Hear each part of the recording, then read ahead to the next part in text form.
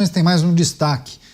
Paulo Gonet terá que passar por uma nova sabatina no Senado para poder continuar comandando a PGR, a Procuradoria-Geral da República. Esse processo foi marcado para o dia 12 de novembro na Comissão de Constituição e Justiça e deve se transformar em um embate político de alto risco para o procurador.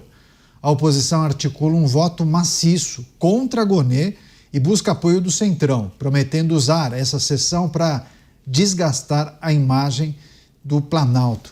Deixa eu chamar o Roberto Mota para analisar essa avaliação de muitos que entendem que é preciso votar contra a recondução de Paulo Gonet, número 1 da Procuradoria-Geral da República, que permaneceria à frente da PGR por mais 2 anos, se houver o entendimento dos congressistas.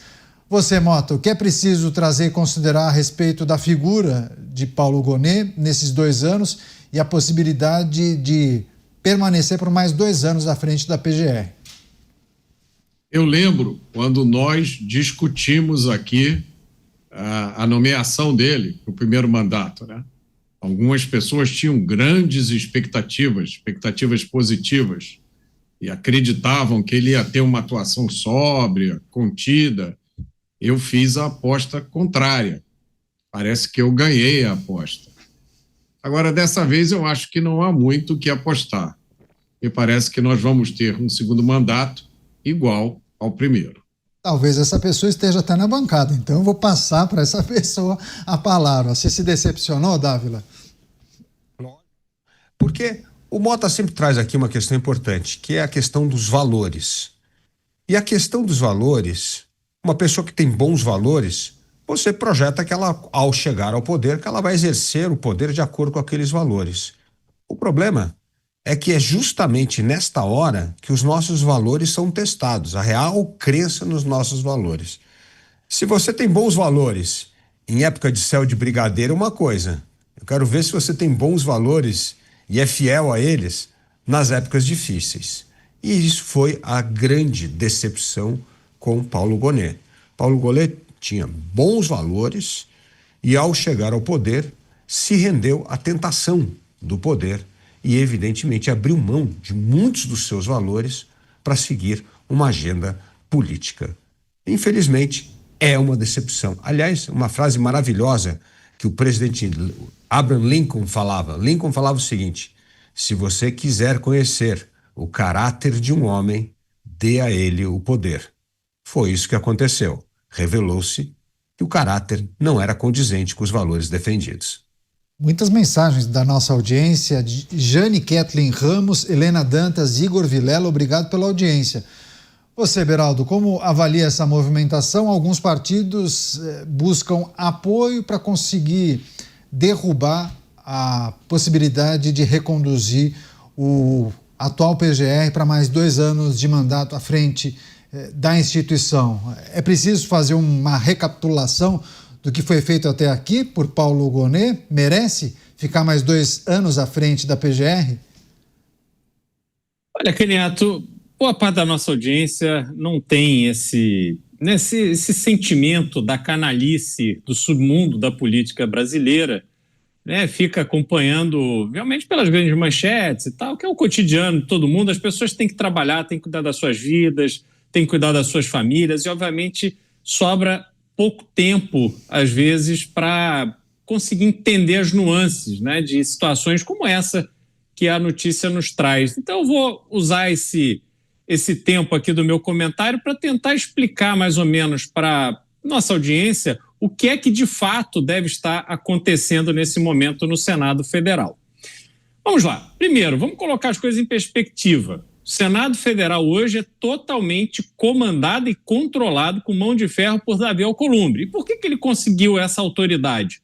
Porque os senadores entregaram esta autoridade a ele à medida que ele vai entregando benesses, seja em articulação para liberação de emendas, seja para indicar esse ou aquele em cargos estatais, enfim, todo mundo, de alguma forma, dos 81 senadores, vai ali beijar a mão de Davi Alcolumbre. Isso tanto é verdade que naquela operação de aprovação da PEC da blindagem, que visava, segundo o discurso apresentado, garantir aos parlamentares uma proteção que os impedisse de serem punidos pelo Supremo Tribunal Federal por aquilo que eles falam e fazem, foi articulado na Câmara, foi aprovado. Quando chega no Senado, porque obviamente qual era o discurso, vocês se lembram?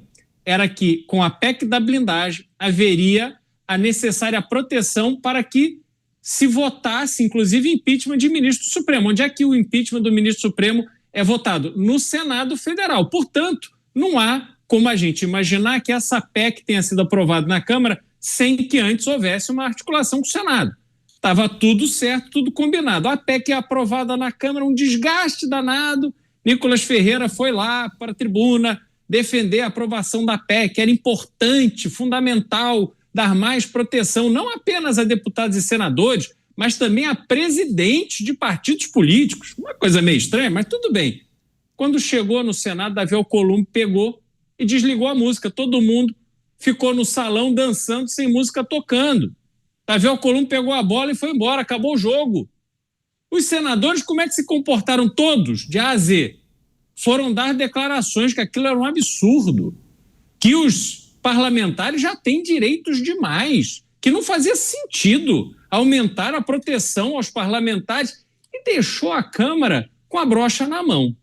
Isso demonstra a força que Davi Alcolumbre tem.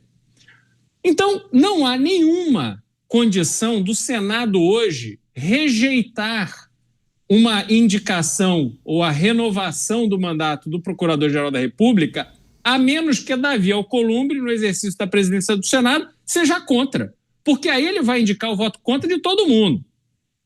Só que ele não vai ser contra porque o Procurador-Geral da República teve um papel fundamental em sustentar os objetivos dos ministros do Supremo Tribunal Federal e os interesses do Palácio do Planalto, sobretudo no que tange Jair Bolsonaro. Está aí, condenado a 27 anos com base numa denúncia feita pelo Procurador-Geral. Portanto, Caniato, toda essa encenação de que vamos fazer uma articulação e tal no submundo, no esgoto da política de Brasília, só quer dizer o seguinte: vou criar um clima de incerteza para que eu possa negociar os meus interesses com o Poder Executivo e com o Poder Judiciário. Pessoal, está difícil de aprovar aqui a recondução do Paulo Gonet. Então me dá aquele cargo na estatal, indica esse meu afiliado aqui para a agência reguladora. Ô, presidente, libera aí as emendas que a gente está esperando, aprova aquela obra lá no meu estado que eu quero fazer. E é exatamente isso que vai acontecer. No final, Paulo Gonet será reconduzido e nós, brasileiros, teremos mais conta para pagar. Pois é, claro que, enfim, muitos aspectos serão discutidos, analisados, avaliados, mas a grande maioria das pessoas que acompanham o dia a dia de Brasília apostam e apontam que ele será reconduzido porque há um entendimento do establishment político de que é preciso renovar, reconduzi-lo à PGR. Bom, a gente vai aguardar o avanço dessas tratativas. 12 de novembro, sessão marcada na CCJ.